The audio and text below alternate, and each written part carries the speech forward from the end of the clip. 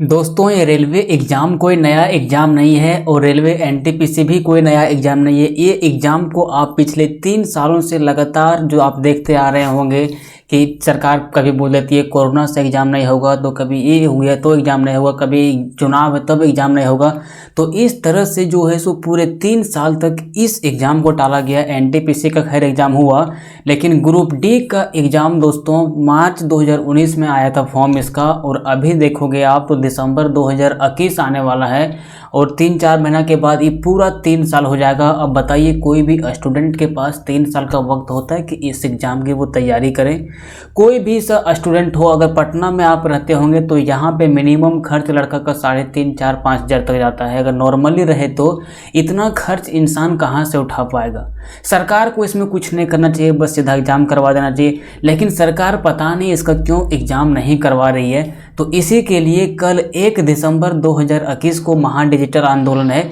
इससे पहले आप इसको जो भी बताएं, मार्च 2019 में इसका फॉर्म आया था और दिसंबर 2021 में इसका फॉर्म दिसंबर 2021 आने वाला, लेकिन अभी तक इसका एग्ज़ाम नहीं हुआ है। इसके लिए 1 दिसंबर 2021 को आप तैयार रहिएगा। इसके लिए महा ट्विटर आंदोलन जो भी होगा, डिजिटल आंदोलन, सभी टीचर लोग जितने भी एजुकेटर इंडिया में हैं सभी लोग एक हो गए हैं और इसके खिलाफ आवाज़ उठाने का काम कर रहे हैं। दोस्तों, आप देखोगे पटना में अगर आप रह रहे होंगे तो इतना छोटा रूम होता है, इस तरह से लड़का रहता है, पढ़ाई करता है, और जब लगातार 3 साल तक एग्ज़ाम ना हो तो लड़का डिप्रेशन में चला जाता है। और अगर डिप्रेशन में जाने के बाद लड़का कुछ गलत कदम उठा ले तो इसके लिए कौन जिम्मेवार होगा? इसके लिए पूरा जिम्मेवार सरकार होगा। लोग कहते हैं तुम कुछ गलत कदम मत उठा, तुमको ये करो, तुम वो करो, लेकिन जो स्टूडेंट अभी 3 साल 4 साल से इस एग्ज़ाम की तैयारी कर रहे, क्या आपको लगता है कि वो लड़का को कोई दूसरा काम करना चाहिए? ऐसा बिल्कुल नहीं। हर कोई अपना एक लक्ष्य को टारगेट करके रखता है। अगर मेरी सरकार को एग्ज़ाम नहीं ही लेना था तो फॉर्म नहीं निकालना चाहिए था। फॉर्म नहीं निकालता तो लोग आशा में नहीं रहते। देखिए, आशा में अगर किसी को आप रख के निराशा करते हो तो इससे बड़ा अपराध इंसान के लिए कुछ भी नहीं होता है। और एक चीज़ हम भली भांति जानते हैं कि अगर कोई भी चीज़ के बारे में हमको आवाज़ उठाना हो तो उसमें युवा अगर आवाज़ उठा दिया तो किसी का भी पहरा डाउन हो सकता है।